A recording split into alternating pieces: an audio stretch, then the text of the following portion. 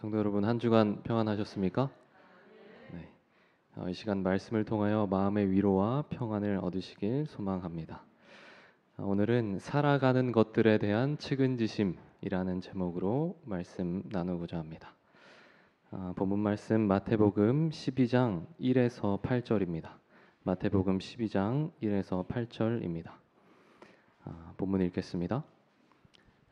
어느 안식일에 예수님이 밀밭 사이로 지나가실 때 제자들이 배가 고파 밀 이삭을 잘라 먹었다. 이것을 본 바리새파 사람들이 예수님께 보십시오. 당신의 제자들이 안식일에 해서는 안 될 일을 하고 있습니다. 하고 말하였다. 그래서 예수님은 그들에게 이렇게 대답하셨다. 너희는 다윗이 자기 일행과 함께 배가 고팠을 때 한 일을 읽어보지 못했느냐? 다윗이 하나님의 집에 들어가 제사장만이 먹을 수 있는 차림빵을 그의 일행과 함께 먹지 않았느냐? 또 안식일에 제사장이 성전 안에서 안식일 규정을 어겨도 죄가 되지 않는다는 것을 율법에서 읽지 못하였느냐? 그러나 나는 너희에게 말한다. 그 성전보다 큰 이가 여기 있다. 내가 자비를 원하고 제사를 원치 않는다는 말씀이 무슨 뜻인지 알았더라면 너희가 죄 없는 사람을 죄인으로 단정하지는 않았을 것이다. 나는 바로 안식일의 주인이다. 시대의 지성이라 불린 이어령 선생은 인간은 결코 타인의 고통을 이해할 수 없다고 말한 적이 있습니다. 그러나 누군가의 고통을 체감할 수 있는 하나의 상황이 있다고 하죠. 무엇일까요? 바로 추위입니다. 한겨울의 추위는 내 피부로 온 몸으로 느껴지는 감각이기에 겨울날 거리에서 떨며 구걸하는 어린아이를 그냥 지나칠 수 없는 것이죠. 그는 이렇게 말합니다. 인류 공통의 아픔이 있으면 내 추위와 남의 추위의 공감이 일어나는 거야. 외로운 섬, 무인도의 삶에서 광장의 삶으로 나갈 수 있는 거야. 심지어 이원화 시인은 노을이 추운지 희끗희끗 몸을 떠내요 라고 하면서 떠는 건 진심이라고, 겨울이면 누구나 겪는 일이라고, 그건 생각으로는 어찌 될 수 없는 일이라고 말하고 있습니다.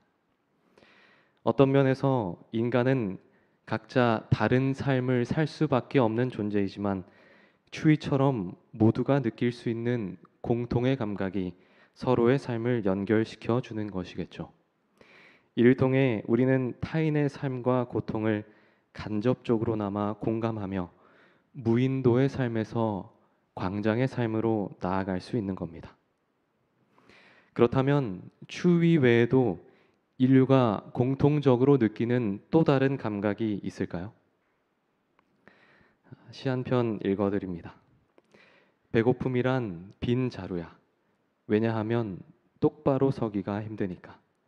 배고픔이란 양파 까기야. 왜냐하면 자꾸 눈물이 나니까.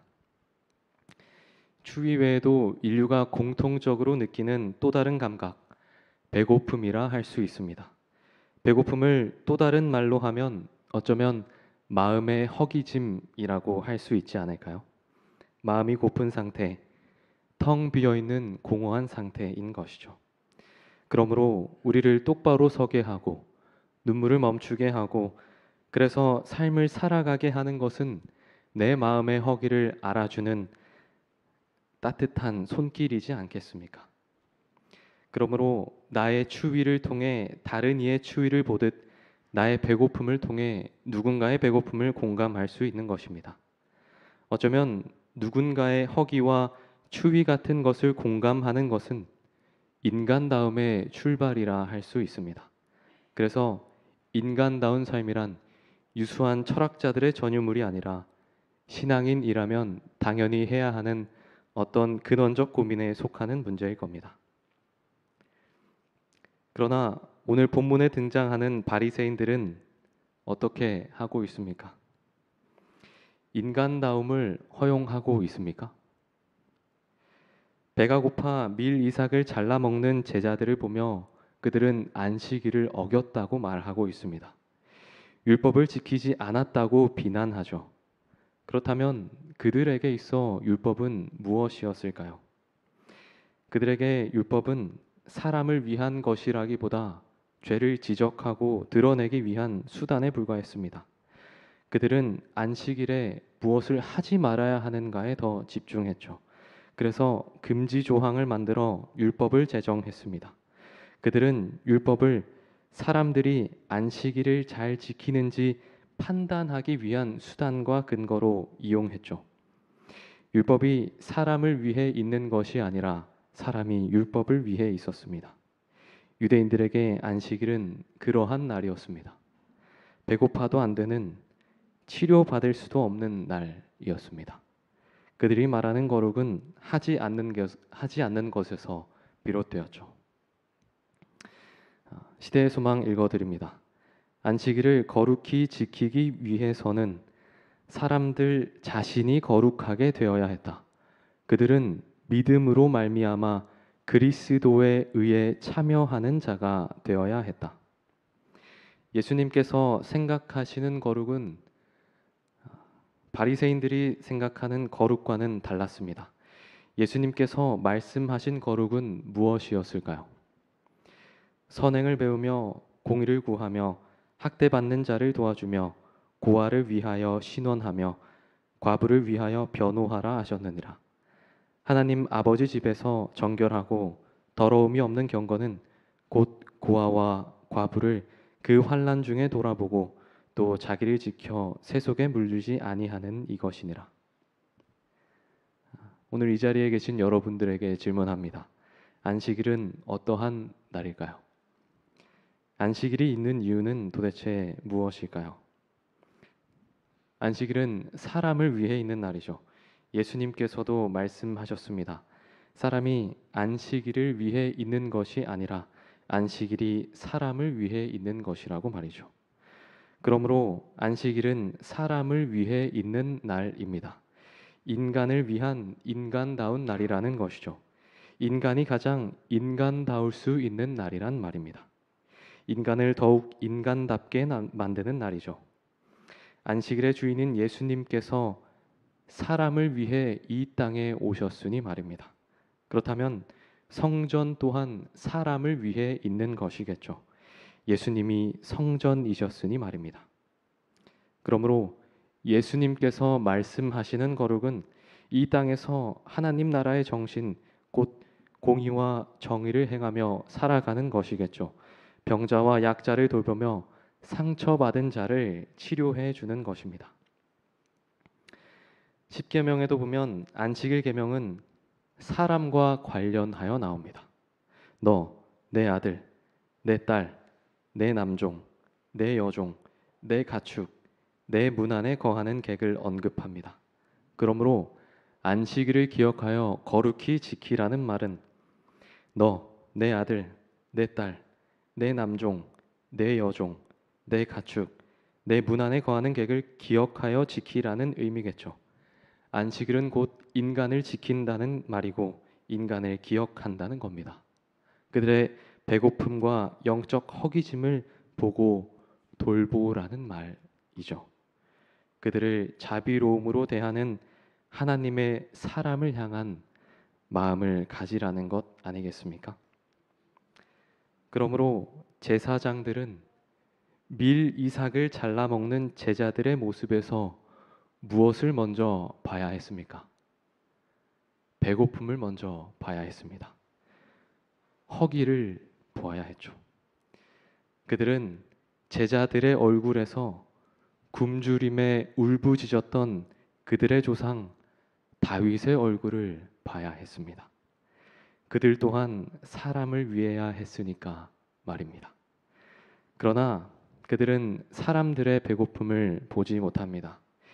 이 대목에서 우리는 비극적인 일이지만 이 땅을 살아가는 인간들이 겪는 추위와 배고픔을 전혀 공감하지 못하면서도 하나님을 경배한다는 종교인들의 이중성을 보게 되는 거죠. 신과 인간의 중재자를 자처하는 그들이 자비로운 하나님이 가장 관심을 갖고 있는 인간을 받아들이지 않고 있는 것입니다. 아니 어쩌면 굶주림을 모르는 배부른 자들만을 받아들였겠죠. 그러나 예수님은 바리새인들의 비난을 들으시며 어떻게 하셨습니까? 잠잠히 계셨습니다. 왜냐하면 그분은 제자들의 배고픔을 보셨기 때문입니다. 아니, 그분은 먼저 굶주리셨기 때문입니다. 배고픈 인간을 위한 허기의 공감이 그분에게는 있었기 때문입니다. 그랬기에 자신을 찾아온 큰 무리를 보시며 목자 없는 양 같음을 인해 불쌍히 여기신 것이죠. 예수님의 눈에 그들은 배고픔과 영적 허기로 굶주려 똑바로 서 있지 못하는 불쌍한 양들이었습니다. 그분은 그들의 배고픔과 영적 굶주림을 알아보셨죠. 그 굶주림을 공감하신 주님께서 떡 5개와 물고기 2마리로 5천 명 이상의 사람들을 먹이십니다. 뿐만 아니라 자신을 생명의 떡으로 바치시죠. 그분에게는 살아가는 것들에 대한 측은지심이 있었습니다. 그러므로 기적은 연민의 감정에서 시작되는 것입니다. 인간을 위해 생명의 떡이 되셨던 예수님께서는 심지어 죄가 됐습니다. 신이 죄가 된 것이죠. 가장 아름다운 것이 가장 추악한 것이 됐습니다. 죄인을 끔찍히도 아끼셔서 자신의 목숨을 내어주시는 분에게 안식일에 밀 이삭을 잘라 먹는 것이 대수겠습니까? 안식일에 돈을 써도 된다는 말을 하는 것은 아닙니다만 우리가 안식일에 무엇을 사 먹는 것이 그분에게 있어 문제가 될까요? 자신을 배신한 자를 끌어안으신 분인데 말입니다. 죽을 수밖에 없는 죄인들을 위해 피땀 흘리며 눈물로 기도하신 분인데 말입니다. 그러므로 추위를 느끼고 굶주림을 느낀다는 것은 사회적 병폐, 악, 쓰레기라고 생각하는 그것까지도 끌어안는 것이겠죠. 연민의 감정과 측은지심을 가지는 것입니다. 그것들을 위해 피땀 흘리고 눈물 흘리는 것입니다. 이것이야말로 그리스도에 의여 진정한 인간다움 아니겠습니까? 하나님의 형상대로 살아가는 모습이죠. 그렇다면 오늘 우리 교회는 어떻습니까? 굶주림과 추위를 허용합니까? 더러움과 죄악을 포용할 수 있습니까? 아니면 좋고 깨끗하고 보기에 아름다운 것들만을 허용합니까? 누군가의 굶주림을 볼 수 있습니까? 다른 이들의 영적 빈곤과 허기짐을 볼 수 있습니까? 그리고 그것을 공감하며 위로하고 있습니까? 오늘 여러분은 어떻습니까? 배고프십니까?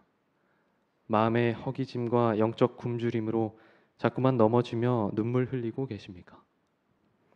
우리의 배고픔을 보시고 공감하시며 굶주림을 채워주시는 목자 예수님의 품에 안기시기를 소망합니다.